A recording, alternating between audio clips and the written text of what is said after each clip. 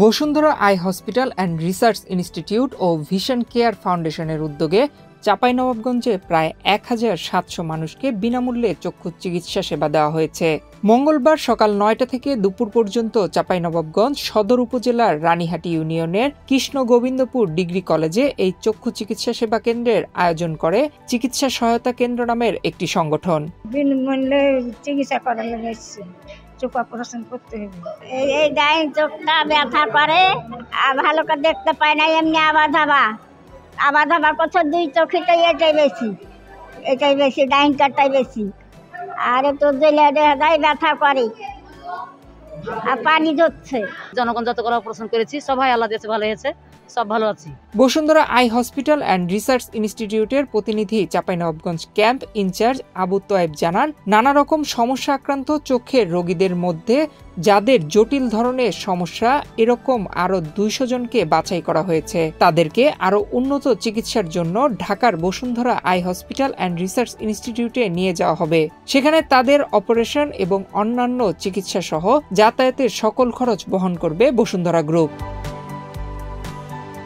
বসুন্ধরা গ্রুপের এই আয়োজনকে সাধুবাদ জানিয়েছেন চাঁপাইনবাবগঞ্জের উপজেলা নির্বাহী অফিসার মোসাম্মদ তাসমিনা খাতুন। বসুন্ধরা আইকন কর্তৃক আয়োজিত এই চক্ষু শিবিরের আমি আয়োজকদের আমি ধন্যবাদ জানাই। আমাদের অনেক গরিব মানুষ আছেন যারা টাকার অভাবে চিকিৎসা করাতে পারছেন না। মানুষের চোখ এমন একটি জিনিস যেটা আসলে অমূল্য সম্পদ। এই সম্পদ রক্ষা করার জন্য বা যারা আক্রান্ত হয়েছেন বা চোখে কম দেখছেন, ছানি পড়েছে, তাদের চিকিৎসার জন্য এটি খুব ভালো একটি উদ্যোগ। আমরা আশা করব এরকম ক্যাম্প যেন আবারও হয়। আমাদের প্রশাসনের পক্ষ থেকে সার্বিক সহযোগিতা থাকবে একটি সুন্দরভাবে এই ক্যাম্পটি সম্পন্ন করার জন্য। বসুন্ধরা আই হসপিটাল প্রতি বছর বিগত ২ বছর থেকেই করছেন।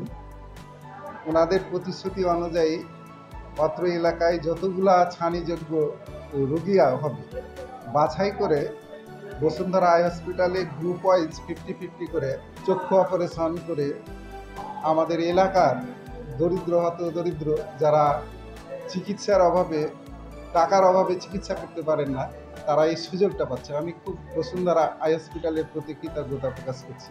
কৃষ্ণ গোবিন্দপুর ডিগ্রি কলেজের হলরুমে ফ্রি চক্ষু ক্যাম্পের উদ্বোধন করেন অতিরিক্ত জেলা প্রশাসক নাকিব হোসেন তরফদার। এ সময় উপস্থিত ছিলেন সদর উপজেলা নির্বাহী officer Mosammat Tasmina Khatun, Ranihati UP chairman Rahmat Ali, অধ্যাপক মোহাম্মদ রফিকুজ্জামান, চিকিৎসা সেবা কেন্দ্রের সভাপতি ডাক্তার আনোয়ার জাহিদ রুবেন, সাধারণ সম্পাদক মোহাম্মদ আমিনুল ইসলাম, সহ সম্পাদক জহিরুল ইসলাম মাখন সহ অনেকে। নয়ন বিশ্বাস, বাংলাদেশ প্রতিদিন।